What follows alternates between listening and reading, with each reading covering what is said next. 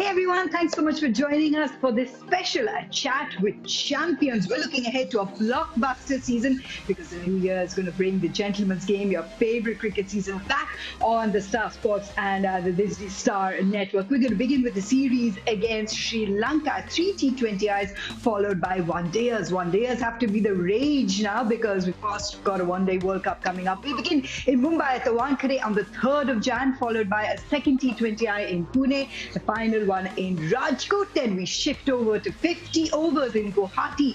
Jan 10th is the first one-dayer, followed by the second one in Kolkata, and Thiruvananthapuram is where we end the series. So plenty for us to talk about when we discuss the men in blue, and of course looking forward to this conversation with two absolute champions. In the house we have with us Gautam, Gambhir, Kumar, Sangakkara. Gentlemen, thank you so much for joining us, for reuniting once again on the Star Sports Network. So much to look forward to. You know, it's a big year. There is, of course, the T20 World Cup that's next year. Before that, it's a one-day World Cup. Both of you have tremendous experience when it comes to that. So let's talk about the two teams in particular. This question is for both of you. You know, Saga, you look at Sri Lanka, you've been part of 5 ICC final events. You won on one of them, you were there. Gautam, of course, you've been the man of our finals in ICC events, won 2 World Cups in India. But in the recent past, that silverware hasn't come for either nation. So when you're looking at either India or Sri Lanka to lift that one-day World Cup later this year, what are some of the ingredients that you would want to concentrate on in the coming series? Gautam? Look, first of all, obviously you need to identify the core as well, which is very important. We've chopped and changed too many things too frequently as well. We've never had a settled unit. And more importantly, I think you can't keep taking breaks. If the World Cup is around the corner, if you're playing a 50-over World Cup, at least our core, whether it's Virat Kohli, Rohit Sharma, all these guys have to play consistent cricket, and together they need to play. They can't keep taking breaks when it's a World Cup here. And suddenly you realize that by the time the World Cup is around the corner, you still doesn't have the settled unit, and then you start making too many changes. It will never work, and that is what has happened in last 2 World Cups, whether it's the T20 World Cup or the 50-over World Cup. So I hope these guys don't take so much of break, especially in 50-over format. It's also about overcoming the line, Sangha, when you're in pressure of a knockout situation. I mean, what does Sri Lanka particularly need to concentrate on? Well, I think Sri Lanka has been doing okay in the recent past, but okay is not really good enough to win World Cups. They've had individual moments of brilliance, a few in terms of the Asia Cup that was concluded before the T20I World Cup, where they played really well to win it. But overall, Sri Lanka as a side needs a lot of things to go perfectly right for them on the day to beat some of the big sides. So they have a good core, but I think consistency in making sure that they put as many runs on the board as consistently as possible has been a failure. In terms of winning one-day cricket, you really need to be able to score between the 310 to 320 run mark, depending on the surface. In India, the grounds are small, the outfields are fast, the wickets are pretty flat.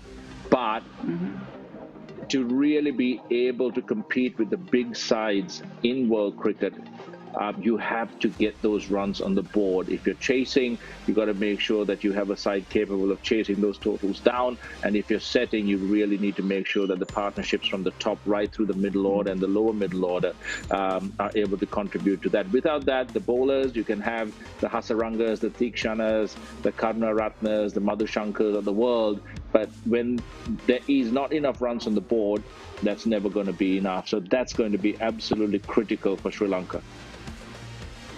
You know, Gautam, as often always happens after a World Cup, especially the manner of the exit in the T20 World Cup, India will hit the reset button, will identify that core, as you've mentioned. We begin with the T20 series. One of the things they've done is, you know, given the leadership again to Hardik Pandya. Now, he's had, in his small role that he has had in terms of being a leader, he's had a tremendous amount of success. He's grown as a cricketer, as an all-rounder. What is his approach? What do you enjoy about his approach, Gautam? What could Hardik look to exemplify when he takes on this role of this squad that will be playing the T20 series? I think first of all he's done really well whenever he's got that opportunity to lead the side, whether it's in the IPL or whatever limited opportunities he's got to lead the Indian team. He's done reasonably well. I think he's given the freedom to the guys to go out there and express themselves, which is equally important, and I think he's that kind of a character as well. Sometimes your leadership is about your personality as well. So the way your personality is, it starts reflecting on the entire squad. That's one thing which I felt that Hardik has done really well. And T20 cricket anyways is meant to be expressing yourself. You can go out there and play freely. I think India has been subdued in the past, but hopefully with Hardik uh, captaining the side now, especially when Rohit is not there, he can actually ask guys to be courageous, because I've always believed, I think the team that is the most courageous and can play that fearless cricket will have an advantage, irrespective of what format they're playing in an ICC tournament. India in the past has been very, very subdued. We've spoken a lot about the template and stuff, but when it came to the crunch games, I think we completely got into our shell. I think that is not something which I think you would expect Hardik to ask his players to do.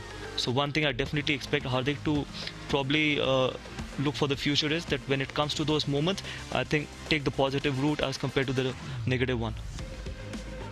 It's similar question really, Sangha, about Dasan Shanaka and his leadership. If you can see his personality translating into his leadership for Sri Lanka. They are, Asia Cup champions in the T20 format. What have you enjoyed about his leadership and what he's done to the Sri Lankan unit? I think that there are quite a big difference between captaincy and leadership. And just as Gauti just said, your personality, how you carry yourself and how you're able to manage your players becomes supremely important. Your captaincy on the field in terms of tactics, you can discuss, you can get all the help you need, but inspiring your players to go out there and make sure that they play the right brand of cricket that fits them and allows them to win is really a very, very specialized skill. You spoke about Hardik Pandya. I think he has that in spades. Dasan Shanaka a little bit quieter, more reserved, laid back. But I think he needs to step out of his comfort zone to ensure that when he does get on the field, the players look to him to be the first guy out, whether he's batting, whether he's bowling a couple of overs, whether he's on the field, his body language, all of that is going to tell and actually rub off on the rest of the players. So as a captain, he's been very good. As a leader, he can be better. But I think Sri Lanka's made a fine choice in Dasan Shanaka being the captain and leader of the side. It just needs that skill level to rise to meet the moment. I think that's where Sri Lanka has really lacked. Where we have individual brilliance in terms of Hasarangas, you have Kusal Mendes, you have Charit Asalanka, Bhanuka Rajapaksa, etc. But overall tied together, the quality of the side really has to be consistent where everyone contributes towards the win. That's why it doesn't matter how good an individual player is. When you combine them as a unit, they really need to be able to deliver the goods more often than not. You can't have the inconsistency Sri Lanka has had in the past. Especially, like I said, about setting totals or chasing down totals with their batting and win world tournaments. So that's something they've really got to address and address fast. And this particular tour in India is going to stand them in good stead. Hey, you're talking about particular skill set. Gautam, we've got to talk about one individual because he's the template for T20 batting, so to speak, and that's Surya Kumar Yadav. Experienced cricketer, we all know that. We always discuss his age, about the fact that he's played his cricket and now had his rise. But it's also now additionally been identified as a potential leader because you made him vice-captain of a side. Now, how does that mold into that kind of player that Surya will continue to be? Does it encourage him or motivate him even more? Look, I don't think so. We need to look into it that much because we have to wait and watch once Rohit comes into the T20 squad whether they're going to still continue with Hardik as the captain and Surya as the vice captain. We will have to wait and watch because how many options did you have with this young squad? But again, I think Surya is one guy. I think he's shown that actually you can actually be a T20 format player, and from T20 you can go on to play one-day cricket and then probably be in the reckoning for the test matches as well because he's actually a product of an IPL. If you see, his IPL numbers are incredible, and if you compare it to the first-class cricket, his numbers in first-class cricket, but it's always good that when people like Surya Kumar Yadav, who has gone through the grind in first-class cricket, they've grabbed their opportunity with both hands, whatever opportunities they've got, and now they've been trusted with the leadership, and being the vice captain of the country is always a great honor. So I'm sure he's going to go on to do a good job, and I think if this is the way forward, even if Rohit Sharma comes in, if the selectors feel that Hardik is the right guy and Surya is the vice captain, you can't keep chopping and changing. If this is your leadership core, so be it. And similarly, I mean, Sangha, if you have identified someone as a leader and you want him to take Sri Lankan cricket forward, now, what would Dasun Sri Lanka be telling his troops now? Yes, you had success against India in the Asia Cup, but in India, the record isn't as great. Is it about the overpowering, the aura of the situation? Is it the fact, conditions? How can Sri Lanka really look to improve their record in India? Focus on the tour at hand, and then of course the focus later on in the year. I think Dasun and the team have to be really mindful of both. Play what is in front of you, yes, but at the same time ensure that the combinations that you play are going to suit the conditions and the grounds and the oppositions that come your way later on in terms of a World Cup. Starting off with the T20s, I think it's about understanding both your strengths and your limitations, and understanding the level of skill and the different skill sets that you have at your disposal. It's very difficult to try and copy and play you try and copy and play like another side. You've got to really find the brand of cricket that fits you. I think that's going to be something really that's going to be talked about. How do we build the consistent totals? What are the totals that allow us to win games if you're batting first? How do we bowl and go about limiting size to chaseable totals? Because if at your international level, if you play your good cricket at the skill levels that you have, you should be able to win more often than not. And then once in a while, you will have the individual brilliant performances that actually allow you to win games that are extremely tough and extremely difficult. But you can't expect someone to be brilliant every single day, because that just means that as a side, you're not doing well enough and you're relying on just a couple of individuals to pull you through the difficult time. So tying that together is going to be a really important thing for Sri Lanka in this tour. And if they can do it, that'll give them a lot of confidence to springboard from there. I mean, similarly, you speak of confidence, Gautam. I flipped that question because just based on their records in bilaterals against Sri Lanka at home, it's a strong record. But India would not want to underestimate any opposition. So what are the strengths that Sri Lanka possess? What do India need to be wary of? No, I think Sri Lanka is a formidable side in T20 cricket. That's what they've shown in the Asia Cup. You can't win the Asia Cup if you don't have the talent. They've got individual brilliance. Absolutely. They've got the combination. They've got two world-class spinners. How many teams has two world-class spinners in Hasaranga and Thikshana? And they can bowl in different situations as well. So not at any stage India can take them lightly. And they've got people like Kusal Mendes. They've got Asalanga Rajapakse. So these guys can be destructive, especially in the T20 format. The challenge for Sri Lanka will be 50 over format. T20, I think they're a very good side, and probably it's 50-50 if you ask me personally. They've got Dilshan Madhushankar as well. We haven't seen a lot of him, but he's got all the talent. Whatever little we saw in the Asia Cup, he can bowl 140, he can swing the ball back, and he's got a good slower one. Lahiru Kumara has got pace. So they've got all the ingredients to be a very good T20 side. But when it comes to 50 over format, that is where they've got to be challenged big time. Well, I mean, let's move on to some of the players that will have an opportunity really in this series to shine. And what the amount of time, Sangha, that you would have spent with someone like Sanju Samson, you understand him as a leader, as a batter, you understand his template. But, he's had his chances on and off. He hasn't been able to completely break open that door when it comes to the Indian side and be the number one always when it comes to that first 11. Now, how does he do it? I think he's got to keep things really simple and just concentrate on batting. The IPL is one thing, playing for India is another. And what you've got to really concentrate on as Sanju Samson in the Indian side is understanding what your job is for the side. And when you go out, make sure that you're relaxed, your mind is very clear, and you have the clarity about how you're going to play that role. He might have to bat out of position in the Indian side, depending on where they fit him in.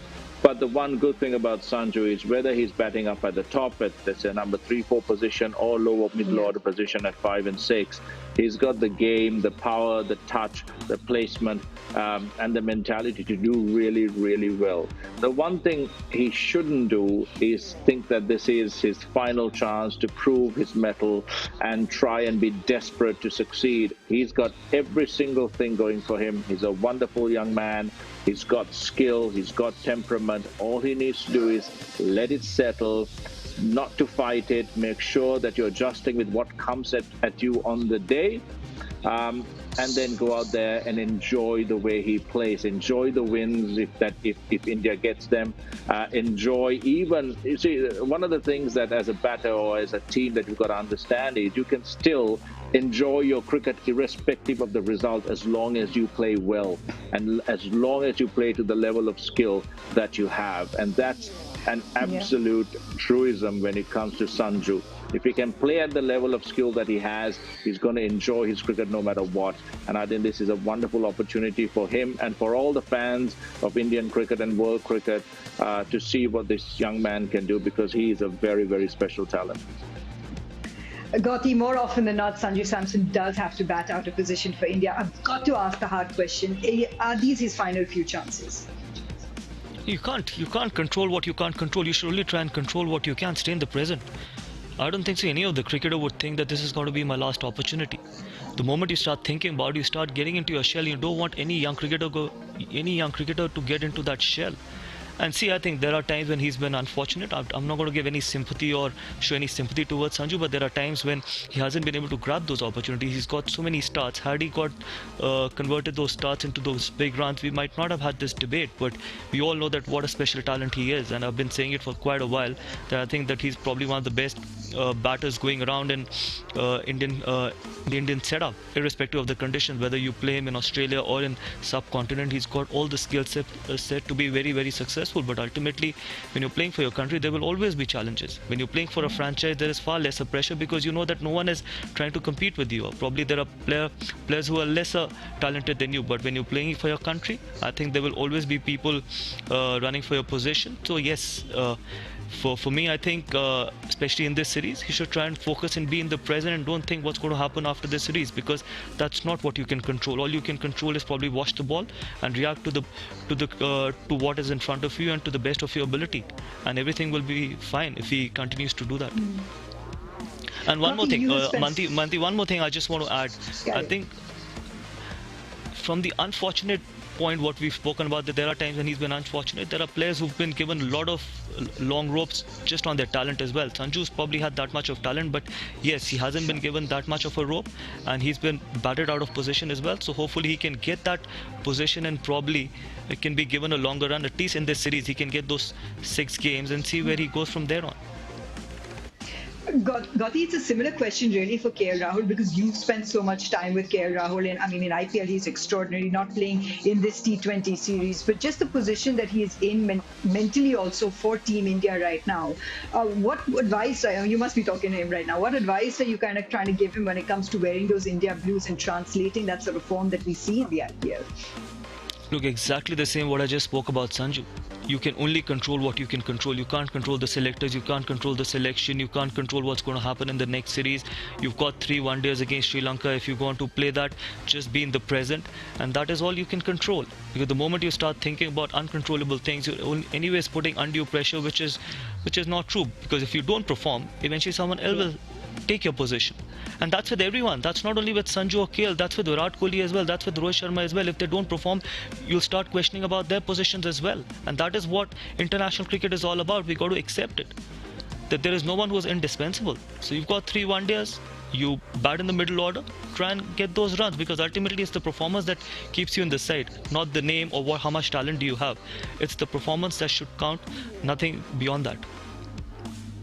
Absolutely. Now, listen, we've got a super fan question coming in for both you gentlemen, our Star Sports super fan. It's a bit of a catch-22 from what Bothy's actually been talking about. When you're building a team for a World Cup, you want to retain the core, because Mufaddal has this question. Sangha, I'll start with you. Many of the senior players might look to rest throughout the year when it comes to T20 internationals to focus on, one-dayers and tests.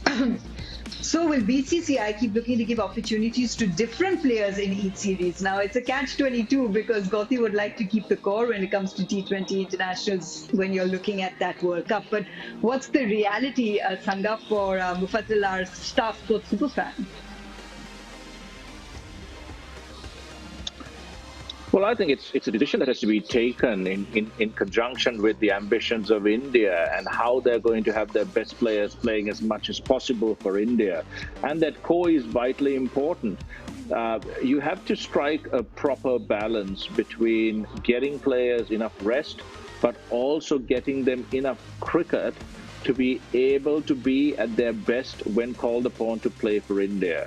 Rest can be very, very counterproductive, especially if you've been in great form and in rhythm. Sometimes you need to keep playing. At other times, you need a bit of a break from fatigue to recover and come back, refreshed. But the real important thing is, while you chop and change players, it can get quite confusing. Some might do well, some might not do well.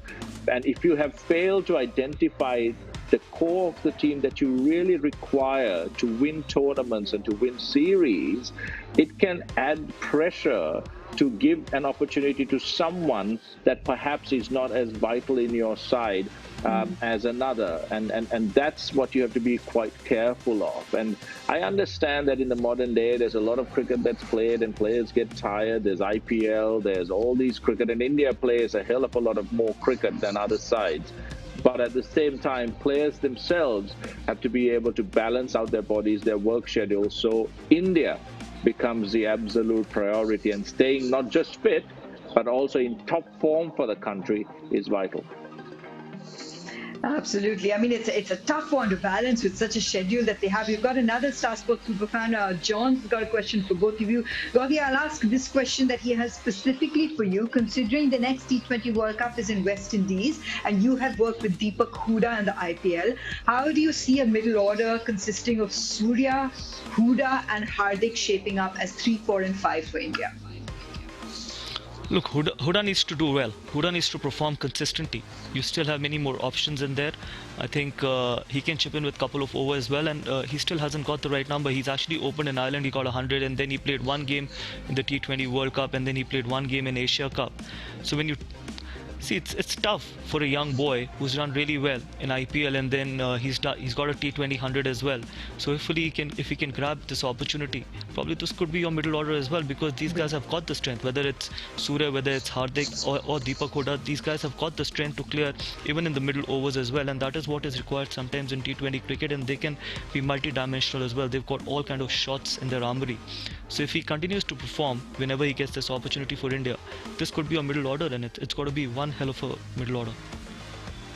Gautam, Gambhir, Kumar, Sangakkara, such a pleasure to have you here. Do you gentlemen know that you've appeared together 47 times on the international stage together? Any parting words to each other before the series begins?